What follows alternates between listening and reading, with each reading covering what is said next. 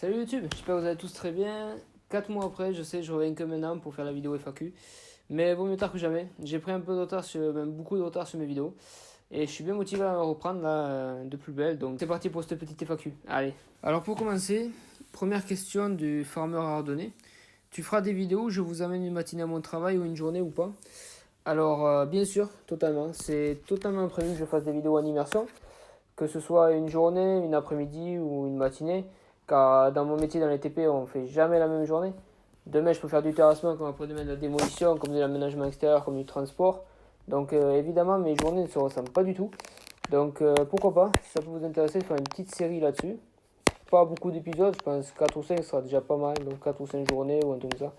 Pour illustrer un peu mon métier et ce que je fais de mes journées, parce que c'est assez rébarbatif, mais on change toujours d'univers, de solutions, d'engins, donc ça peut être très intéressant, oui. Seconde question de Zaflar29. Salut, bravo pour tes 1000 abonnés. En quelle puissance travailles-tu avec ta mini-pelle? Très très bonne question. Sinon, continue comme ça et moi je ferai comme toi, conducteur de mini-pelle et pelleteuse. Alors déjà, dans un premier temps, je te remercie et je te souhaite tout le bonheur pour réussir à être dans notre boulot. On manque de main-d'œuvre dans les travaux publics et j'espère que tu arriveras à nous rejoindre.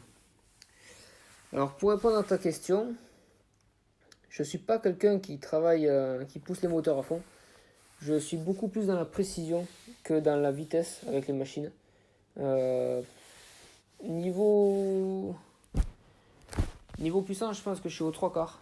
C'est un bon compromis entre précision et rapidité des engins. Donc ouais, je suis beaucoup plus précision, donc je fais pas tourner les moteurs à fond. Déjà parce que ça consomme, mais aussi parce qu'on fait vite n'importe quoi. Vaut mieux être précis avec ces machines plutôt que faire du cube, quoi.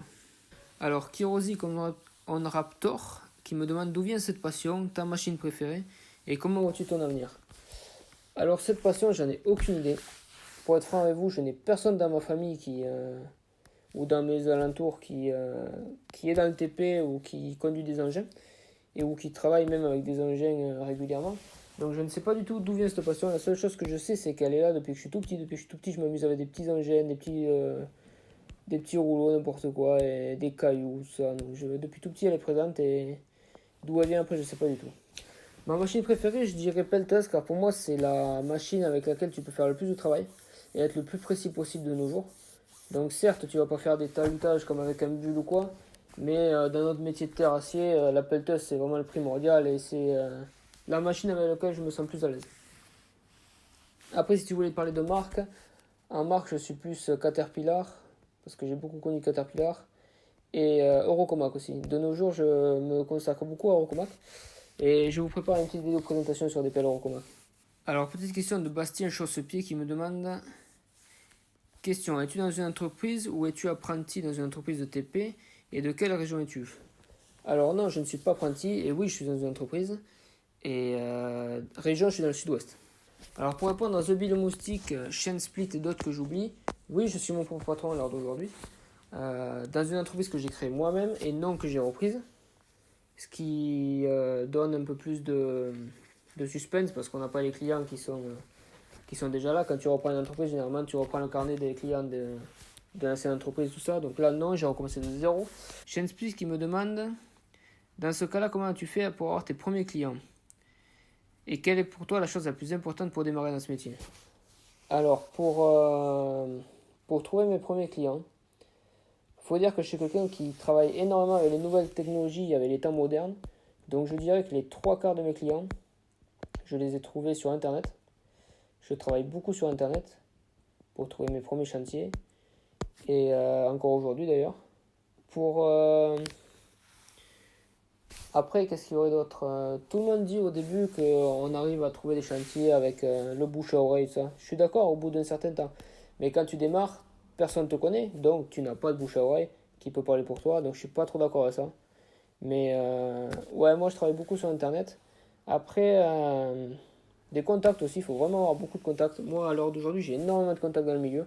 Donc je sais que même entre confrères, quand l'un est débordé, que ce soit moi ou qu'un autre, on se échange du travail ou quoi. Donc c'est très très sympathique et ça donne des relations très exceptionnelles entre confrères. Tout le monde ne fait pas ça, bien sûr. Je vais pas m'attarder là-dessus, mais ouais. Avoir des contacts et, et pourquoi pas se lancer sur internet ou quoi. Après la pub peut marcher aussi, j'en ai pas fait, mais la pub peut faire sur des forums ou quoi, ça peut être très sympa aussi. Et la deuxième question, pour répondre à ta deuxième question, pour moi la chose la plus importante pour démarrer dans ce métier, ce serait la patience, être acharné de travail parce que dans notre boulot, comme tous les artisans, on travaille dehors. Donc quand il pleut, on est là. Quand il fait soleil, quand il fait 40, on est là. Quand il fait moins 20, on est là. Donc après quand il pleut à fond, on a les intempéries, tout ça qu'on peut vraiment pas faire. Mais sinon, on est toujours dehors. Donc il faut être... pour moi, c'est un métier assez physique. Je pense qu'il faut avoir une bonne condition physique pour commencer. Et être motivé. Être motivé, c'est le principal. Et si tu as une bonne condition physique et si tu es motivé, tout le reste suivra. C'est obligé. Une autre question qui revient assez souvent, de la part de Nat19 et Cyprien63.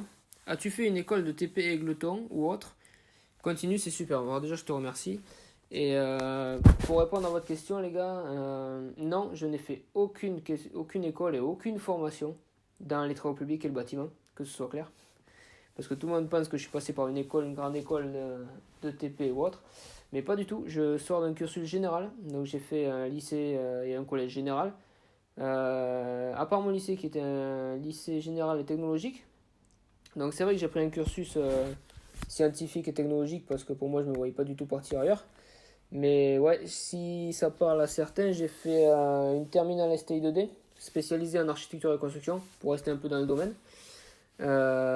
Pour répondre à Égleton, alors non, je devais partir après la terminale, après mon bac, je devais partir en alternance à la FIA de Égleton. J'avais fait ma demande. Alors malheureusement, j'étais pas le meilleur à l'école, du coup, j'ai pas eu un bon dossier, j'ai pas été accepté. Mais la FIA m'aurait bien tenté, effectivement. Plus que le ATP, parce que le ATP, je voulais pas repartir sur un cursus où tu es à l'école toute la journée et toutes les semaines de l'année. Donc ouais, je voulais partir sur une alternance et donc la FIA était vraiment le bon compromis. J'étais allé voir les portes ouvertes et c'était vraiment sympa. D'ailleurs, je vous les conseille si vous voulez aller voir les portes ouvertes de l'EATP et la FIA ATP, c'est très très sympa. Ils vous ouvrent des portes et ils sont très accueillants honnêtement. Et ça peut être très sympa pour vous si vous savez pas trop dans quoi aller. Tout en restant dans le TP parce qu'il y a plein de formations à la FIA et à l'EATP. Mais concernant ma scolarité, si ça vous intéresse, je vous ferai une vidéo entièrement consacrée à ça. Vous me le dites dans les commentaires si ça vous intéresse. Ça m'intéresse vraiment de vous en parler parce que je sors d'un cursus qui est complètement différent des gens que je côtoie à l'heure d'aujourd'hui. Je ne suis pas du tout diplômé là-dedans, mais je suis autodidacte et j'ai tout appris moi-même. Donc je pourrais vous donner des petits conseils ou quoi, ça peut être très très sympa pour les jeunes. Il faut savoir que moi à la base, si je me lance sur YouTube, depuis le début c'est pour partager aux jeunes, plus qu'aux vieux entre parenthèses. N'hésitez pas à me rester dans les commentaires. Et parce que pour moi quand j'étais jeune, j'avais personne qui faisait des vidéos sur internet ou quoi, et j'aurais bien aimé en avoir. Et ça m'aurait bien aidé. Mais du coup je fais ça en partie pour les jeunes et pour leur montrer ce que c'est vraiment le boulot et les motiver un peu plus, ce serait cool. Alors on va finir sur le dernier commentaire de Lumi Habitat. Donc mon petit David, et je te fais la bise de l'OM, qui me dit hey Flo, bravo pour tes 1000 abonnés. Donc, déjà je te remercie personnellement parce que c'est en partie grâce à toi. Alors tes questions, comment vois-tu l'avenir du TP dans 20 ans? Évolution des engins, des machines.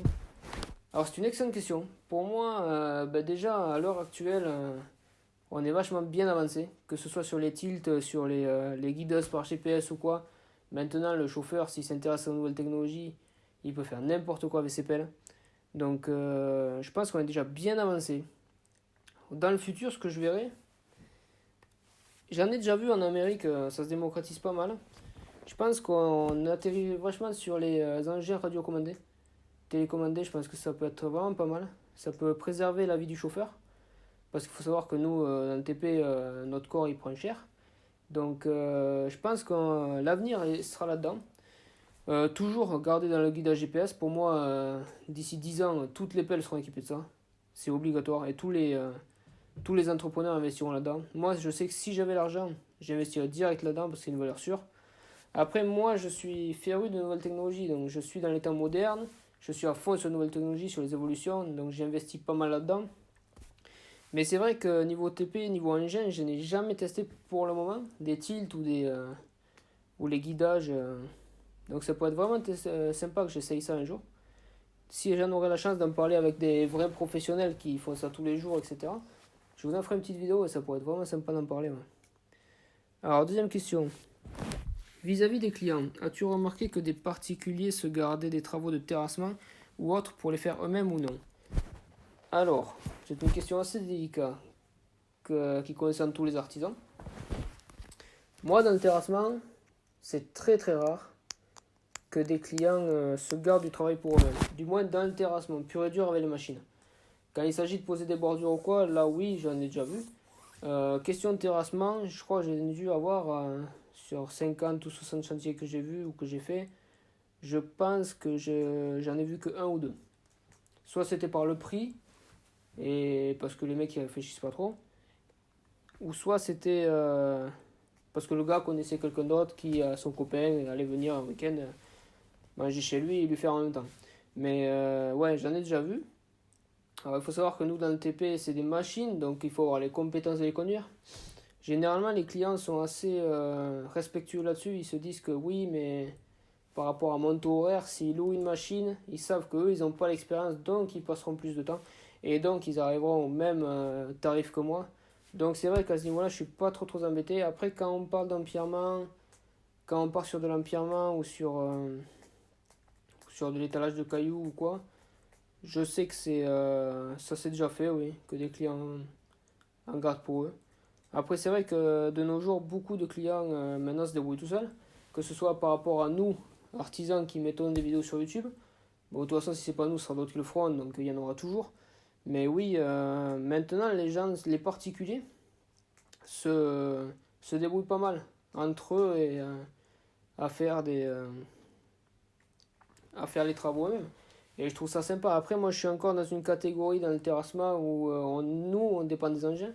Donc, les particuliers ne sont pas encore très à l'aise de partir là-dessus et de conduire eux-mêmes les machines, ce que je comprends tout à fait parce qu'il faut de l'expérience et on a des machines de plusieurs dizaines de tonnes, voire 5 ou 6 tonnes. Déjà, c'est rien qu'énorme. Donc, tu peux vite faire des conneries avec ça si tu sais pas manier la machine, quoi.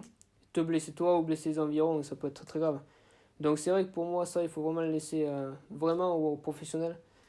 Et pour le moment non, j'ai pas trop été embêté sur ça. Alors mon meilleur et bien évidemment mon pire chantier. Alors c'est délicat parce que j'en ai fait pas mal.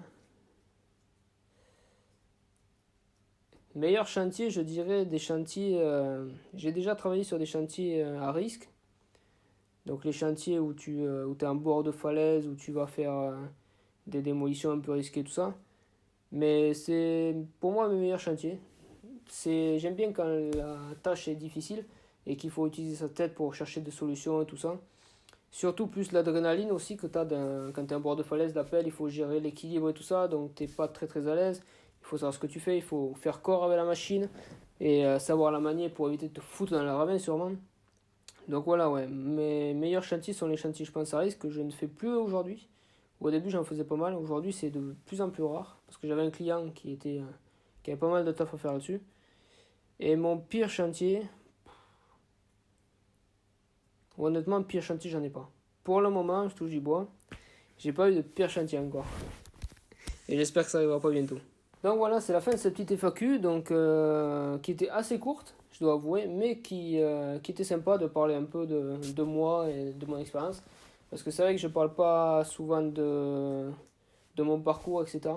Comme je vous ai dit, si une vidéo sur mon parcours scolaire vous intéresse, je pourrais vraiment vous en parler. Parce que c'est quelque chose qui me fascinerait à vous dévoiler.